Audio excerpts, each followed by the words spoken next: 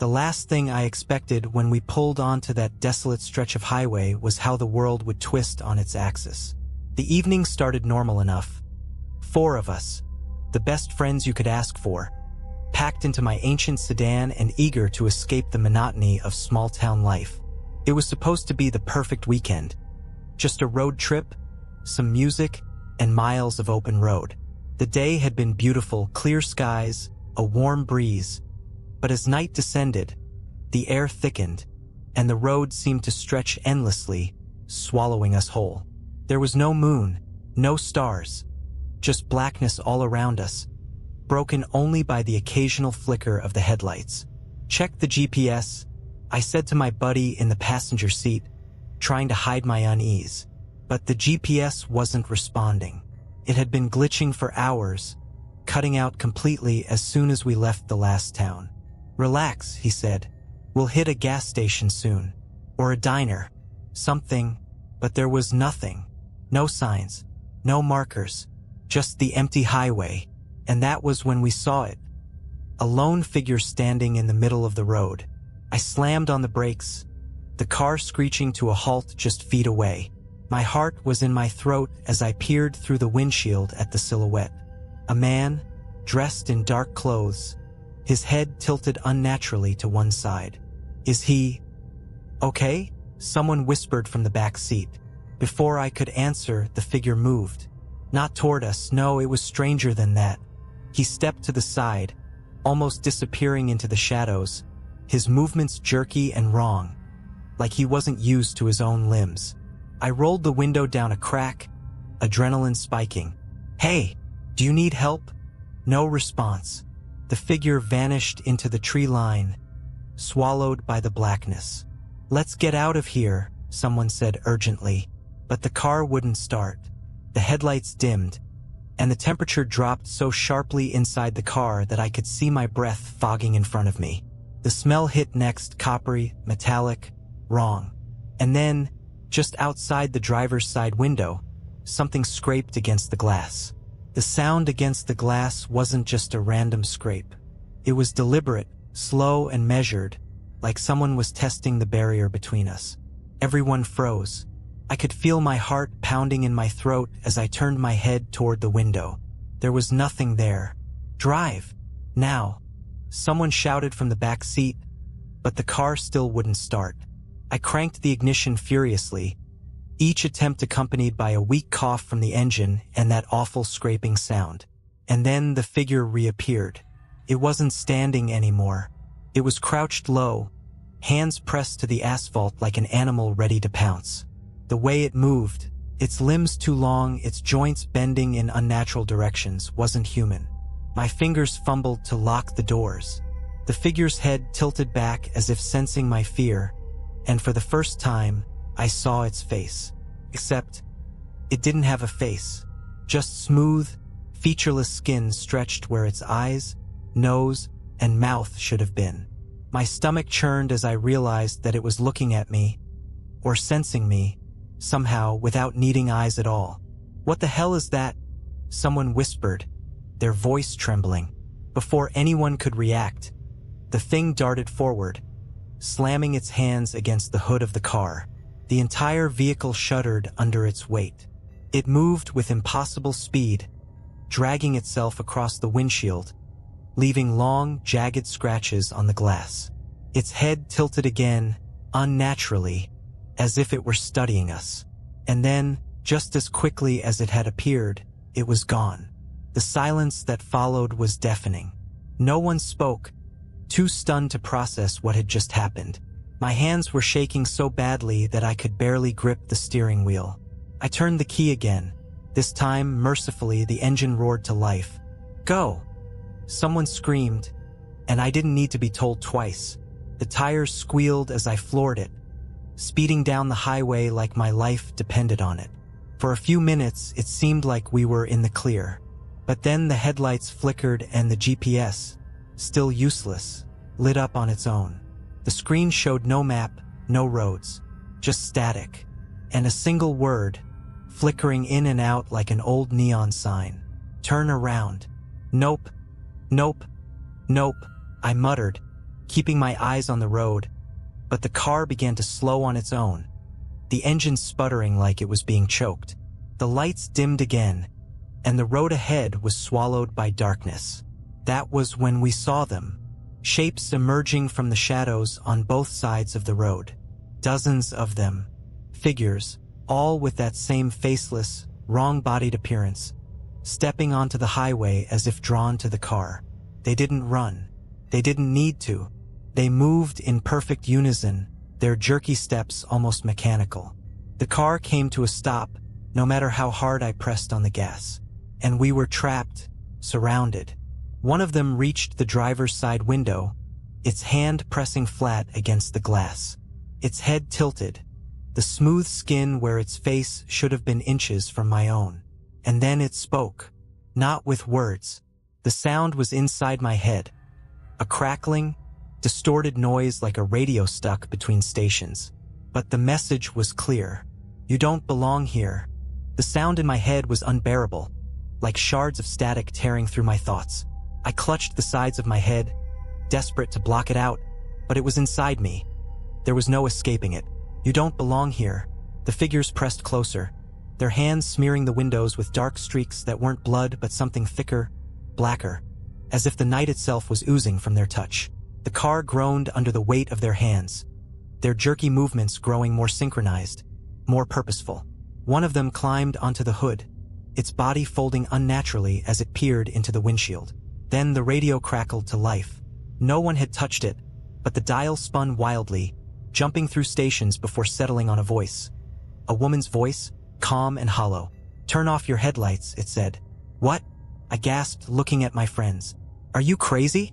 The radio hissed, and the voice came again, this time more insistent.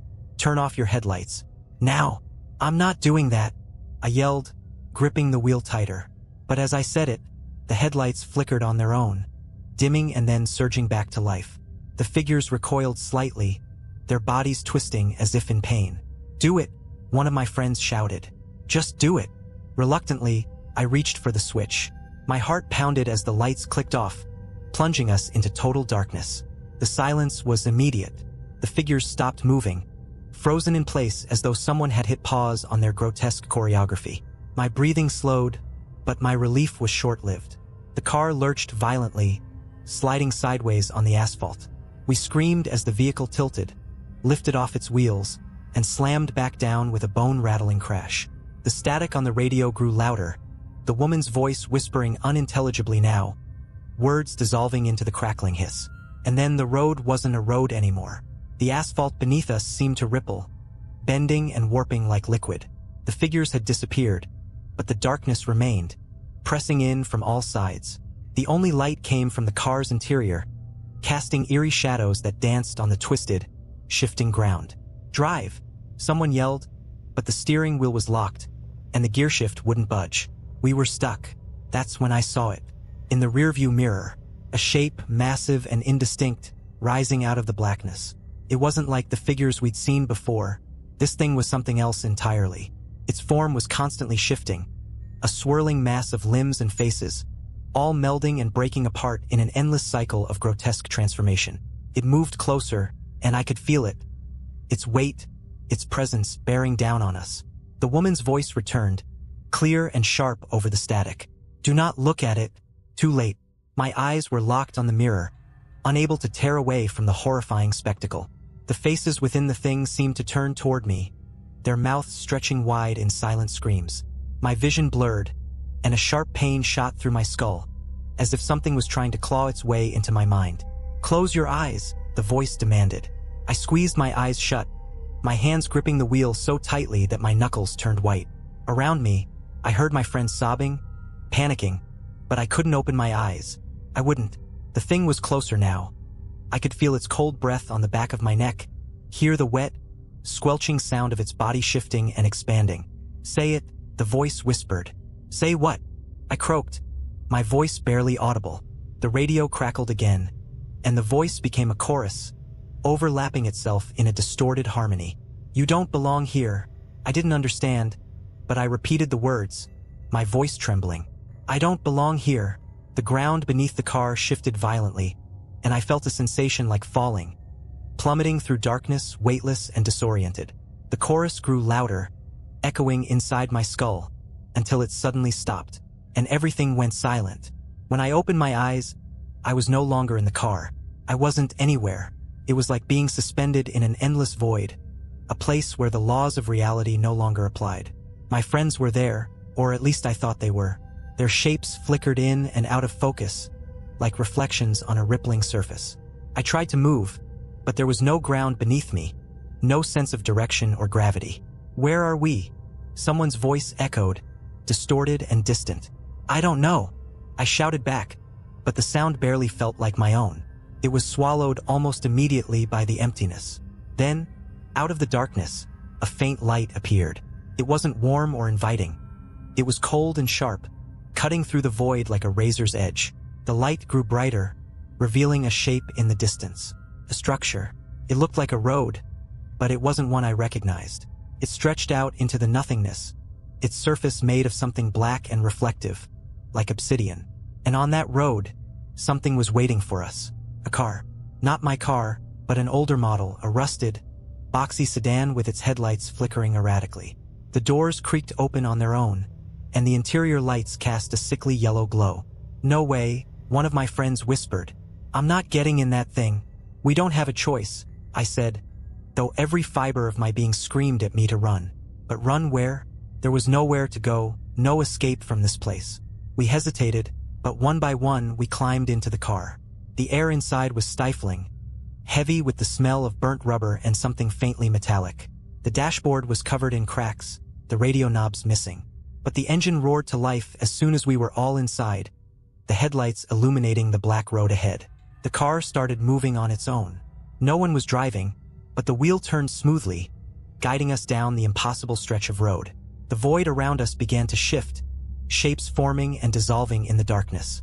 Sometimes I thought I saw faces, familiar ones, their features twisted in pain. Other times, it was just shadows, darting and swirling just beyond the edges of the headlights. I don't like this, someone whispered, their voice trembling. Shut up, another snapped.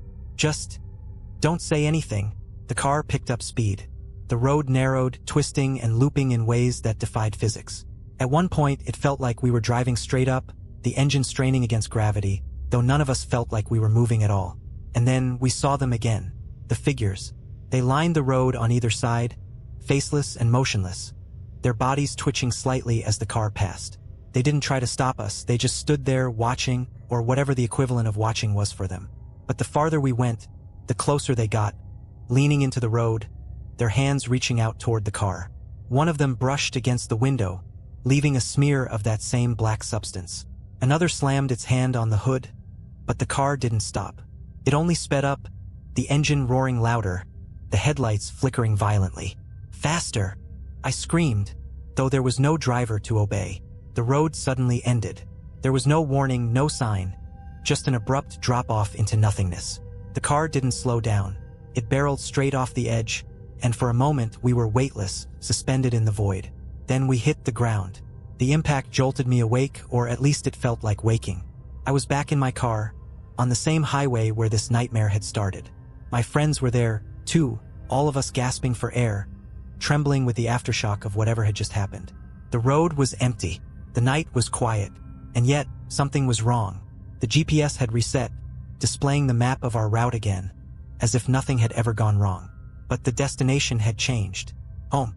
We didn't input it, and when I tried to change it, the screen flickered, locking onto that single word. The road ahead stretched endlessly into the darkness, and for the first time, I noticed something in the rearview mirror. A figure standing in the distance, faceless, waiting.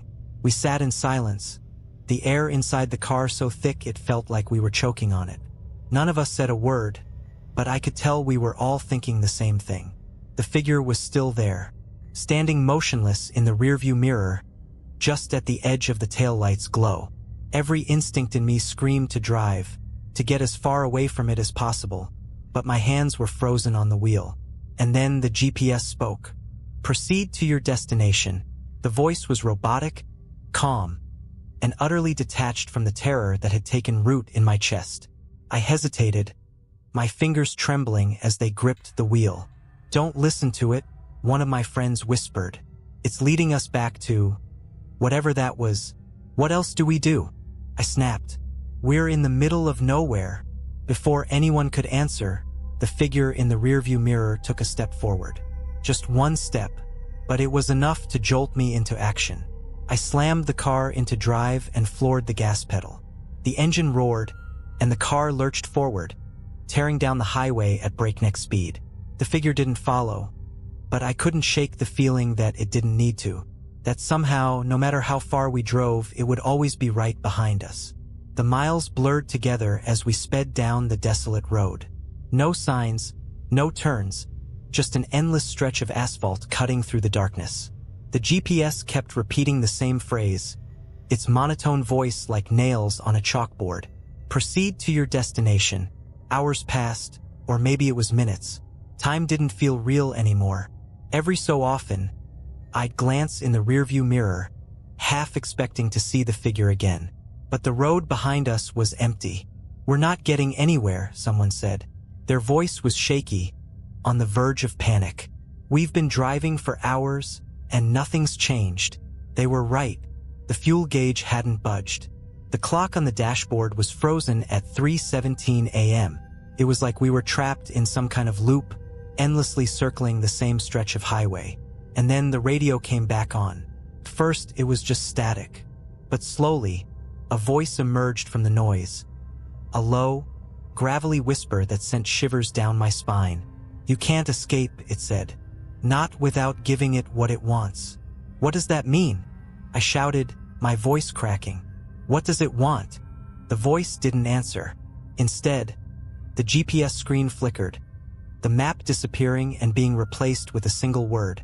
"Choose." "What the hell does that mean?" Someone screamed from the back seat. Before I could respond, the headlights flickered, and the road ahead began to change.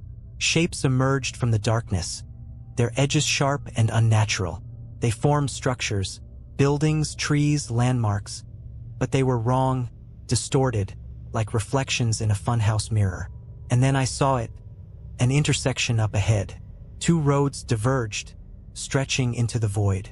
One was bathed in light, warm and inviting, with the faint silhouette of a small town visible in the distance. The other was shrouded in shadows, a jagged, twisting path that seemed to plunge straight into the abyss. The GPS spoke again. "Choose." I slammed on the brakes, the car skidding to a stop at the edge of the intersection. The two paths loomed before us, each one more unsettling than the last. "What do we do?" someone asked, their voice trembling. "We take the lighted road," another insisted. "It has to be the way out." "But what if it's a trap?" I countered. "What if that's what it wants us to think?" The shadows on the dark road seemed to shift, writhing like living things. And in the distance, I thought I saw movement. A figure, or perhaps several, waiting in the blackness. I closed my eyes, my mind racing. The voice on the radio, the figures, the void. It all felt like some twisted game, one designed to break us. "We have to choose," I said finally. "We don't have a choice." The car idled at the crossroads, the engine humming like a heartbeat. My hand hovered over the gearshift, my pulse racing. And then, without a word, I made my decision. I turned the wheel sharply, aiming the car tower. The wheel turned toward the shadowed road, the one that plunged into the abyss.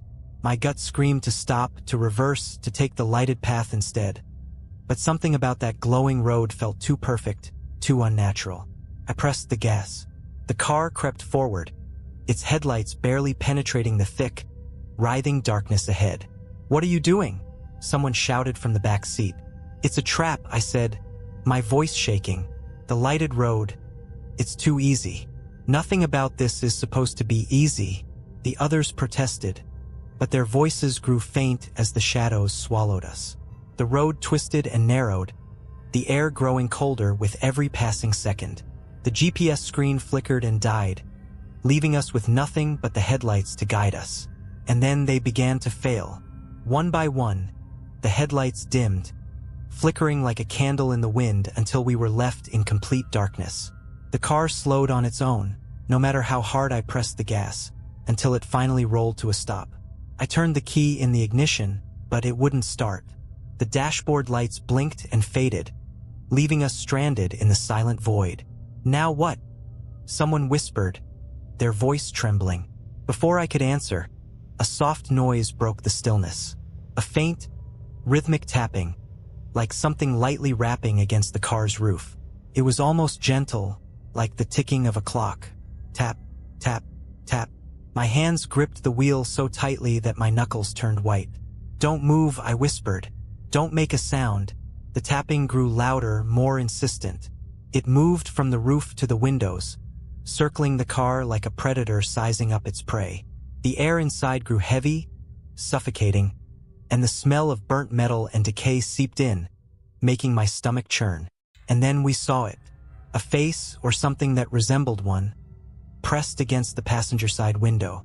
It was pale and featureless, with hollow indents where the eyes and mouth should have been. The skin looked wrong, like stretched leather, and the longer I stared, the more it seemed to shift, the features twisting into something almost human but not quite. The thing tilted its head as if studying us, and then it smiled. Not with a mouth, there wasn't one, but with a crack that split the blank surface of its face, jagged and impossibly wide. Someone screamed, breaking the fragile silence. The thing slammed its hand against the glass, and the car shook violently. More shapes emerged from the shadows, surrounding us. They weren't human. Their forms shifted and stretched, limbs too long, joints bending in ways that defied logic. They pressed against the car, their faces, or what passed for faces, peering in. "Turn the lights back on," someone screamed, but the headlights were dead. The engine wouldn't start. We were trapped. And then the radio crackled to life again. "You chose," the voice said, cold and final. "Now you must face it." The shapes outside began to claw at the car, their fingers leaving deep, black gouges in the metal. The roof buckled under their weight, and the windows began to crack, the glass splintering under the pressure. I closed my eyes, bracing for the end. But then, through the static, I heard something else. A faint, rhythmic hum, like a song just barely audible beneath the noise. It was coming from the road ahead. "Go!" I shouted, though I had no idea how. "We have to get to the end." The car lurched forward on its own, the engine roaring back to life as if something had willed it to move. The figures clawed at the vehicle, but they couldn't stop it. The darkness seemed to push back as we accelerated, the humming growing louder, guiding us towards something I couldn't yet see. The road ended abruptly, opening into a blinding light that swallowed everything. When I came to, we were parked on the side of the highway, back where it had all started. The car was still running, the gas gauge full. My friends were silent, staring blankly out the windows, their faces pale and drawn. "What just happened?" someone whispered.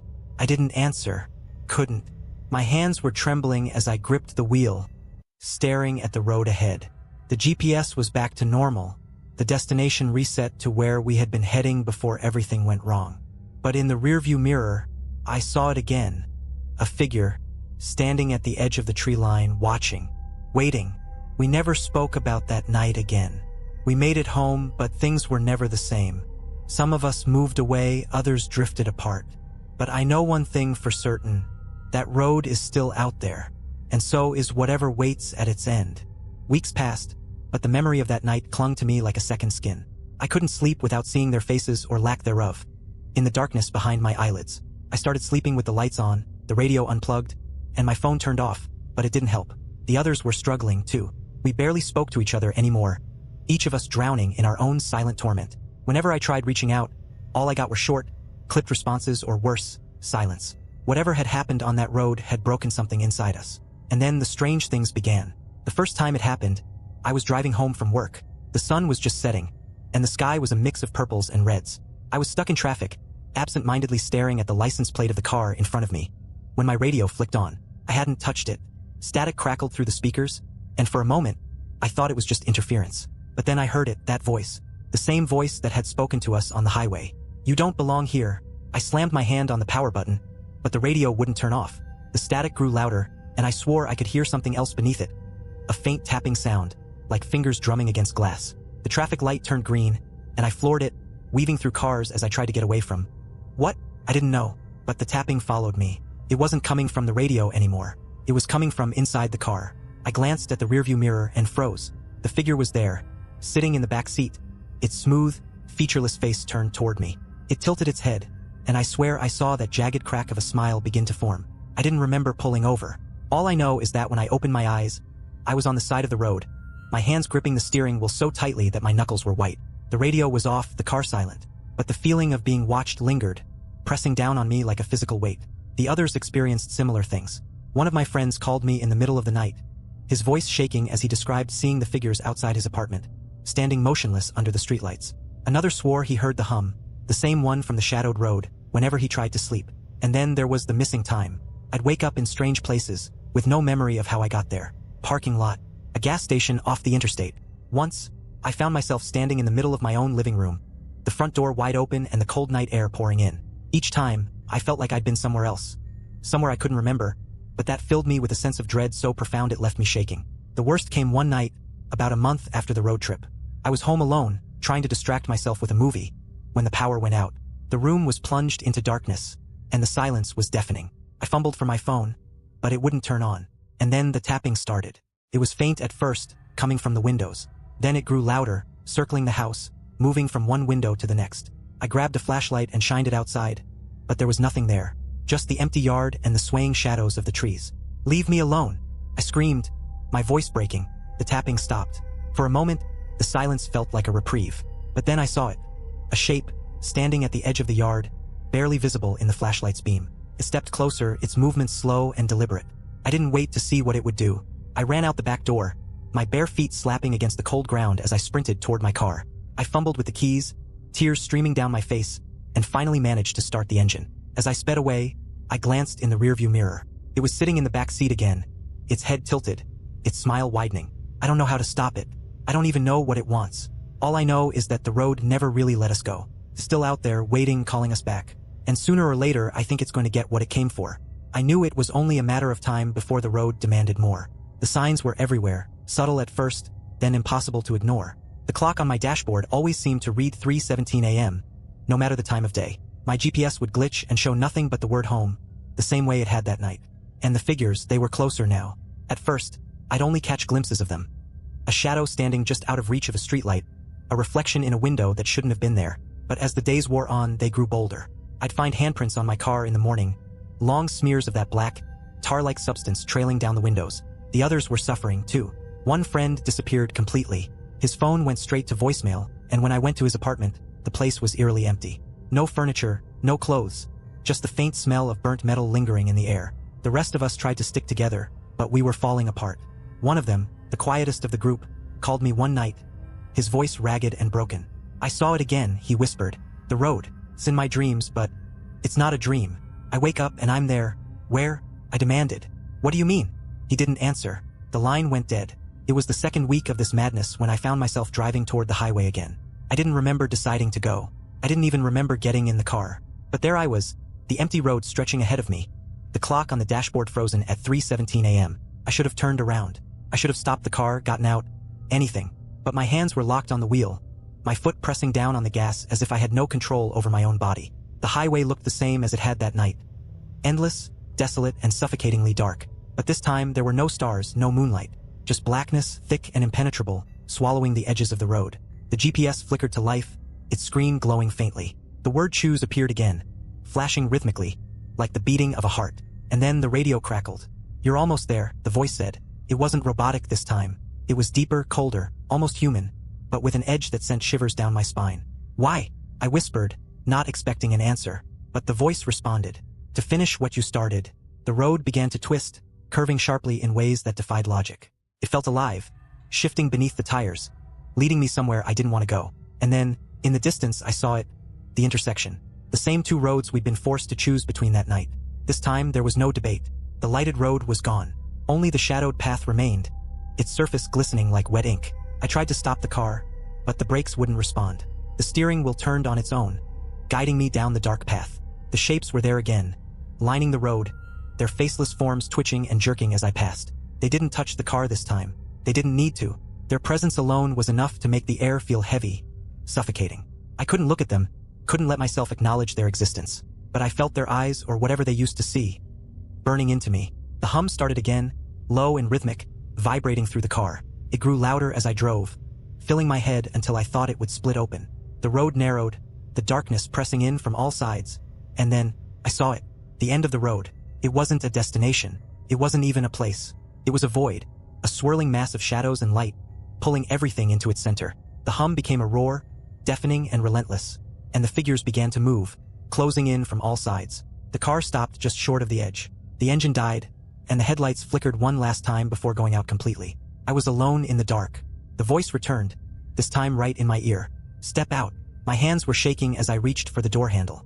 I didn't want to obey, but I didn't have a choice. The door creaked open, and I stepped onto the cold, slick surface of the road.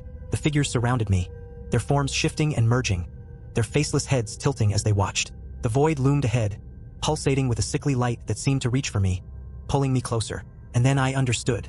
This was never about the road. It was about me, about all of us. The road wasn't taking us anywhere. It was taking from us, piece by piece, until there was nothing left. When I woke up, I was back in my driveway. The car was parked neatly, the keys in the ignition. My clothes were damp, and the faint smell of burnt metal lingered in the air. I haven't told anyone what happened that night. I don't think I could, even if I tried. The others are gone now, disappeared one by one, until I'm the only one left. The road hasn't called me back again. Not yet, but I know it's waiting. Life after the road became a game of waiting. The days passed in a haze of routine, but every shadow held a threat, and every quiet moment felt like the calm before a storm. I stopped sleeping altogether, too afraid of what I might see, or where I might wake up. The clock in my house was useless. No matter how often I replaced it, it always stopped at 3:17 a.m. The figures came less frequently, but their absence didn't bring peace. It felt deliberate, like they were giving me space to prepare for something worse. It wasn't until weeks later that I realized the road hadn't just taken my friends. It had taken time itself. I started noticing strange gaps in my memory. A dinner with my father that I couldn't recall scheduling. A coworker asking why I'd skipped a meeting I didn't even know was happening. And the date on my phone. It wasn't adding up. Somehow I'd lost days. But the worst discovery came one cold morning, when I opened my front door to find a package on the step. It was small, wrapped in brown paper, with no return address. My name was scrawled on the top in shaky, uneven handwriting. I should have ignored it. I should have burned it. But curiosity, and something deeper, more primal, compelled me to open it. Inside was a single object, a GPS unit, identical to the one I'd used on the trip. The screen lit up the moment I touched it, the glow casting eerie shadows across my face. And then the word appeared, home. I threw it away, or at least I tried to. The next morning, it was back on my nightstand, the screen still glowing softly. The thing wouldn't turn off, wouldn't break, no matter how hard I smashed it. It was a message, clear and undeniable. The road was calling again. I resisted for as long as I could. Weeks turned into months, and the world around me grew stranger. People I thought I knew no longer recognized me, their faces blank and unfamiliar, like masks I hadn't noticed before. My house didn't feel like mine anymore. Doors creaked open on their own, and the windows showed landscapes that didn't exist. Everywhere I went, I felt the weight of unseen eyes on me. And always, the GPS waited, its screen glowing persistently, unyielding. Then came the night when I stopped running. It was just past midnight when the tapping started again. At first, it was faint, coming from the windows like before. But this time, it grew louder, faster, until it sounded like the walls themselves were alive, trembling under the force. The lights flickered, the air thickened, and the GPS chimed from its spot on the nightstand. The screen had changed. Last chance. I didn't argue. I didn't resist. I grabbed the GPS, got into my car, and let it guide me. The road was waiting for me, just as I remembered it. That suffocating darkness, the endless stretch of asphalt, and the clock frozen at 3:17 a.m. The GPS led me unerringly to the intersection. The same two paths, now both shrouded in shadows. But this time, there was no hesitation. The car moved forward, the road narrowing into a single lane that twisted into the void.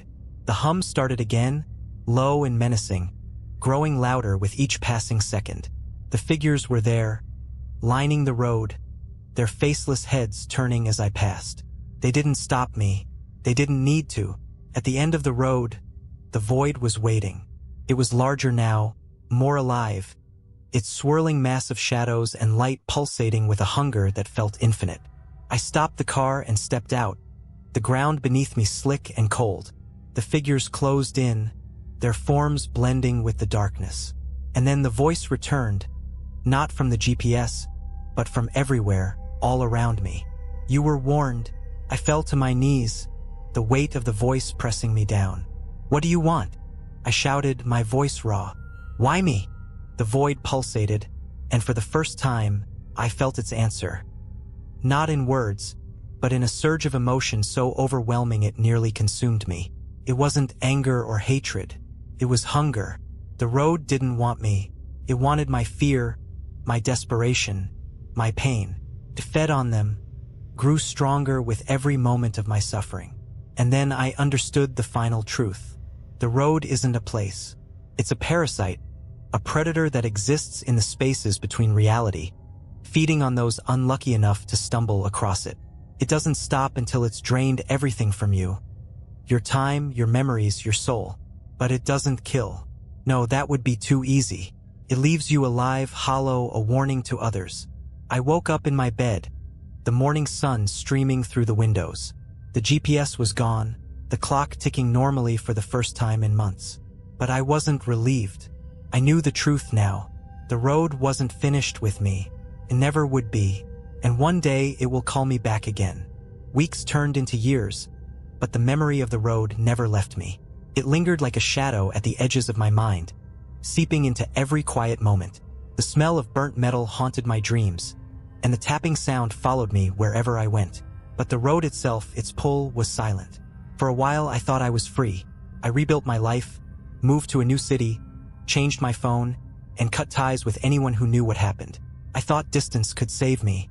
I thought time could bury it. I was wrong. The first sign came one cold autumn night. I was working late, the streets outside my office eerily empty. When I got into my car, I felt it immediately. A shift in the air, the faint hum of something wrong. The GPS lit up on its own. I hadn't used one in years, but there it was, glowing on the dashboard, even though I'd never installed one in this car. Home. I turned it off. I threw it onto the floor. But when I looked up, the road ahead had changed. The familiar streets of my city were gone, replaced by that endless stretch of highway, the one I swore I'd never see again. The clock on the dashboard read 3:17 a.m., and the figures were there, standing in the distance, waiting. This time, I didn't panic. The road had taken so much from me. My friends, my sanity, my life as I knew it. But it hadn't taken everything. Not yet. I gripped the wheel and pressed the gas, speeding toward the figures.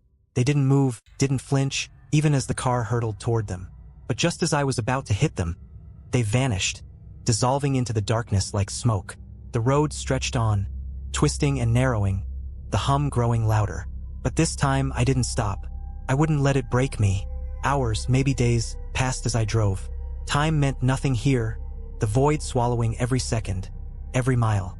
The figures appeared and disappeared, sometimes standing in the middle of the road, sometimes watching from the shadows. But they didn't scare me anymore. And then the road began to change. The asphalt cracked and warped, turning to something soft and pliable, like flesh. The headlights flickered, illuminating strange shapes in the distance. Structures that looked like buildings but weren't, their edges shifting and melting as I approached. The hum became a roar, the air vibrating with its intensity. And then, in the distance, I saw it, the void. It was larger now, its edges stretching into infinity. The figures lined the path to its center, their faceless heads tilted as they watched. This time, I didn't stop. I drove straight into the void. The car was swallowed by the darkness, the roar deafening, the air crushing. And then, everything went silent. When I woke up, I wasn't in my car. I wasn't on the road. I was standing in the middle of my childhood bedroom. Everything was exactly as I remembered it. The faded wallpaper, the old wooden desk, the posters on the walls. But something was wrong. The room was too quiet, too still, as if the air itself was holding its breath. I turned toward the window, and my heart froze. The road was there, stretching into the horizon, the figures waiting at its edges. And then I saw myself. I was standing on the road, behind the wheel of my car, staring back at the house. The version of me on the road looked different, older, worn, hollow. Our eyes met, and I felt something cold and heavy settle in my chest. The other me smiled. I woke up again, this time in my apartment, drenched in sweat.